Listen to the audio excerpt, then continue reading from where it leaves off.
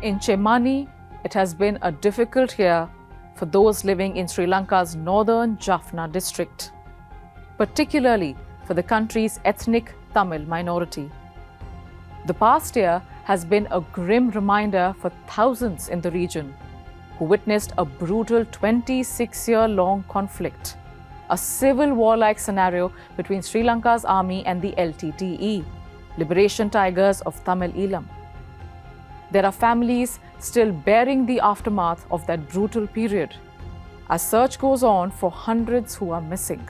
Month after month, groups of protesters, concerned citizens, have stood with placards in their hands, holding photographs of family members and loved ones who have yet not been found.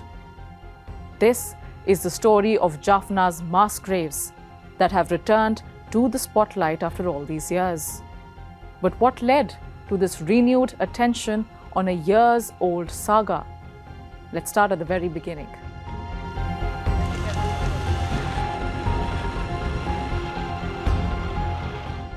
In February this year, a group of workers were preparing an area of land on the outskirts of Jaffna. Now, they were doing this to build a crematorium for the residing Hindu community.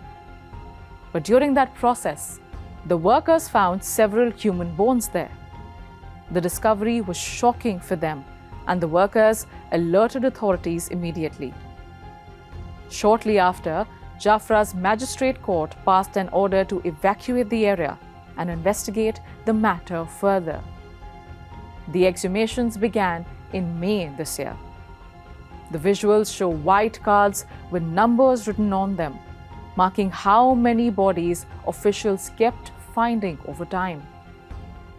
Till June, authorities recovered 19 skeletons, but that number has only increased since then.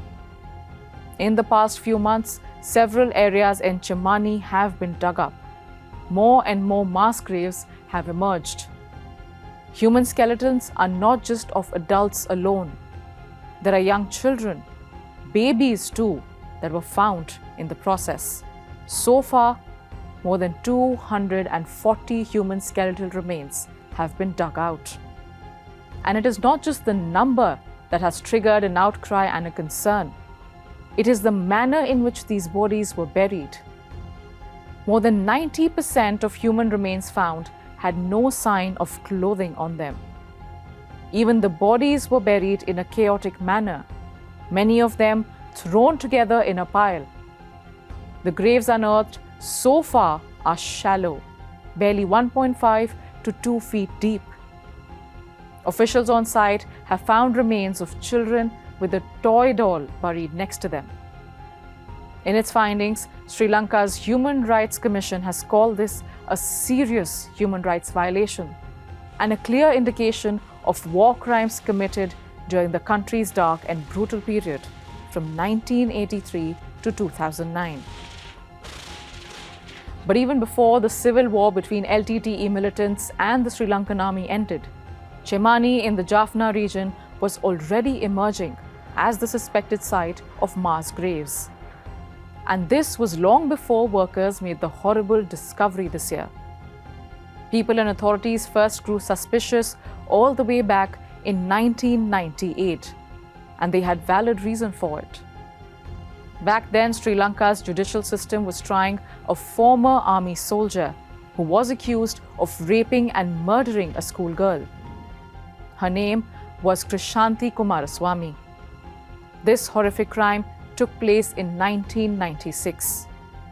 More brutality came to light when the victim's family began to look for her after she disappeared, but they too were killed.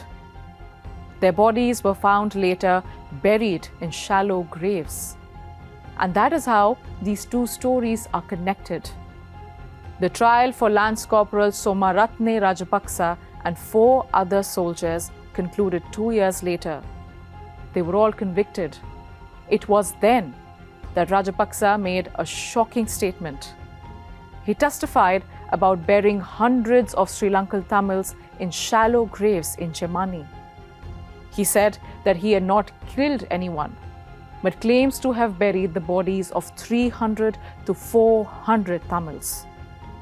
The guilty Sri Lanka Army soldier also claimed that he could identify the grave sites, but there was no systemic action on his remarks until just a few months ago, when nature itself brought the horrific crime back under spotlight.